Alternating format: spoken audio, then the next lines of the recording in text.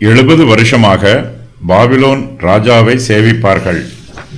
நீங்கள் என் வார்த்தைகளை கேளாமற் போனபடியினால், இதோ நான் வடக்கே இருக்கிற சகல வம்சங்களையும் என் ஊழியக்காரனாகிய நேபுகாத் நேச்சார் என்கிற பாபிலோன் ராஜாவையும் அழைத்தனுப்பி, அவர்களை இந்த தேசத்துக்கு விரோதமாகவும் இதன் குடிகளுக்கு விரோதமாகவும் சுற்றிலும் இருக்கிற இந்த எல்லா ஜாதிகளுக்கும் விரோதமாகவும் வரப்பண்ணி, அவைகளை சங்காரத்துக்கு ஒப்புக்கொடுத்து அவைகளை பாழாகவும் இகழ்ச்சிக்குறியாகிய ஈசல் போடுதலாகவும் நித்திய வனாந்தரங்களாகவும் செய்வேன் என்று சேனைகளின் கர்த்தர் சொல்லுகிறார்.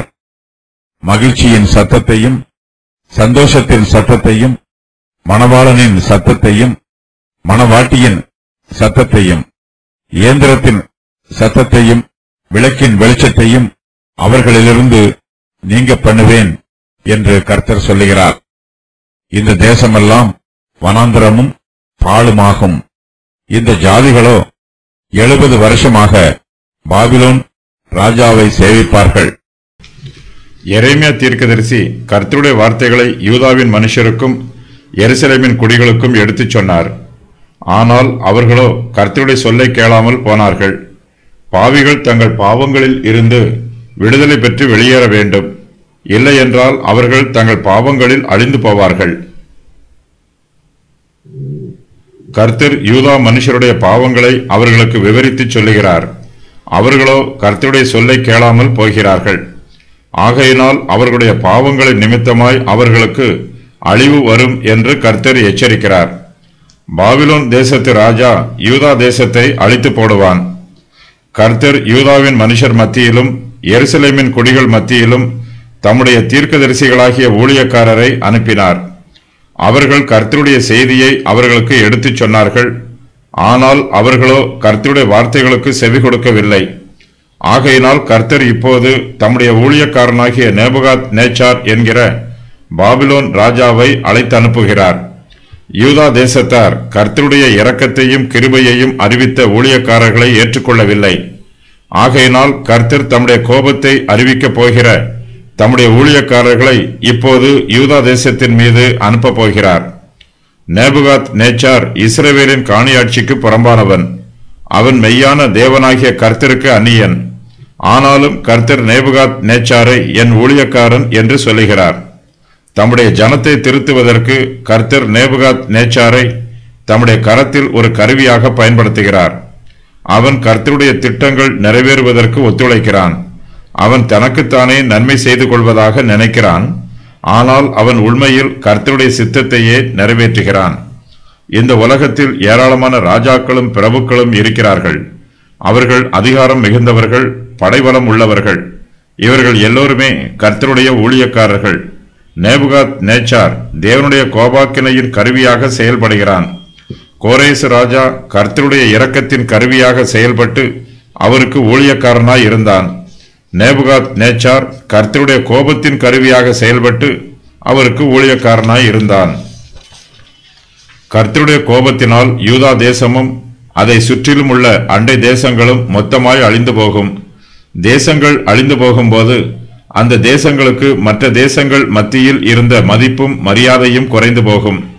ஒரு தேசம் அழிந்து போவதை பார்க்கும்போது மற்ற தேசத்தாருக்கு மிகுந்த ஆச்சரியமாய் இருக்கும். யூதா தேசத்திலும் அதை சுற்றிலும் உள்ள தேசங்களிலும் கர்த்தர் அழிவை நியமிக்கிறார்.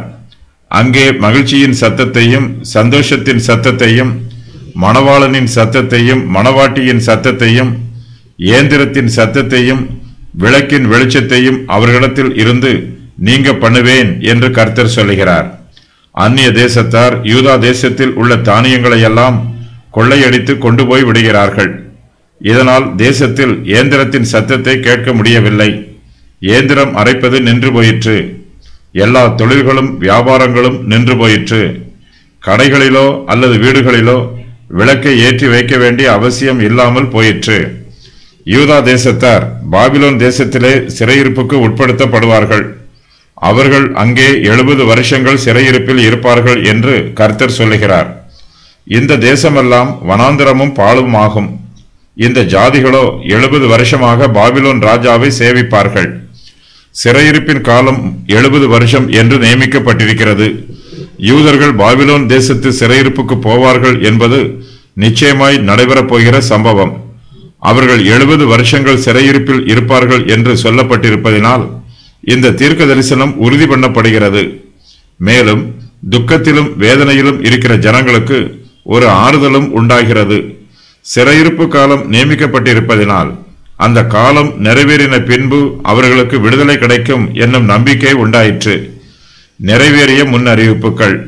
நான் வடக்கே இருக்கிற சகல வம்சங்களையும் என் ஊழியக்காரனாகிய நேபுகாத் நேச்சார் என்கிற பாபிலோன் ராஜாவையும் அழைத்தனுப்பி பாலஸ்தீன தேசத்தை நித்திய வனாந்தரங்களாக செய்வேன். இந்த தேசமெல்லாம் வனாந்தரமும் பாழுமாகும். இந்த ஜாதிகளோ 70 வருஷமாக பாபிலோன் ராஜாவை சேவிப்பார்கள்.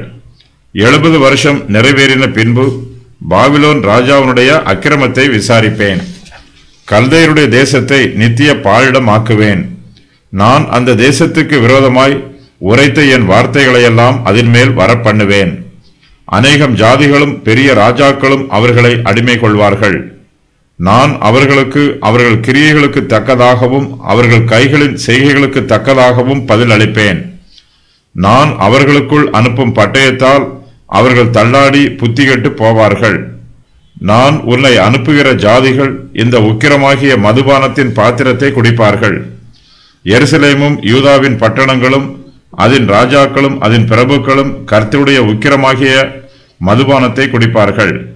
எருசலேம் வனாந்தரமும் பாலும் இகழ்ச்சிக்குரியாகிய ஈசல் போடுதலும் சாபமாக்கிவிடப் போடப்படும்.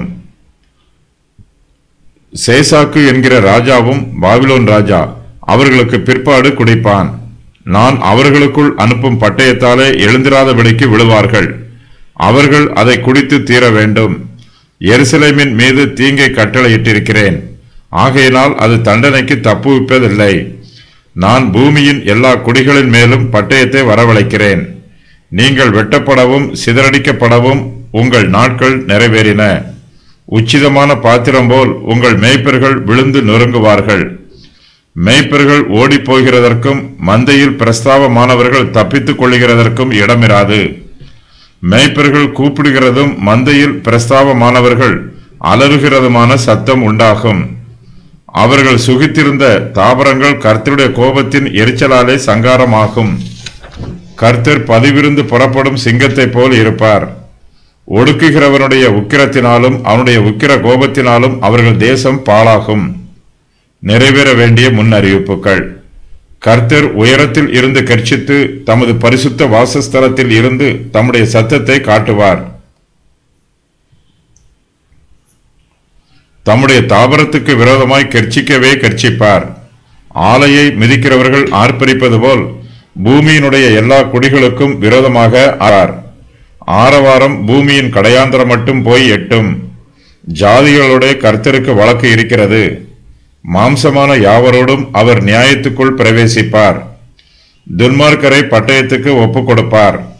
புறஜாதிக்கு தீமை பரம்பும். பூமியின் எல்லைகளில் இருந்து மகா புசல் எழும்பும்.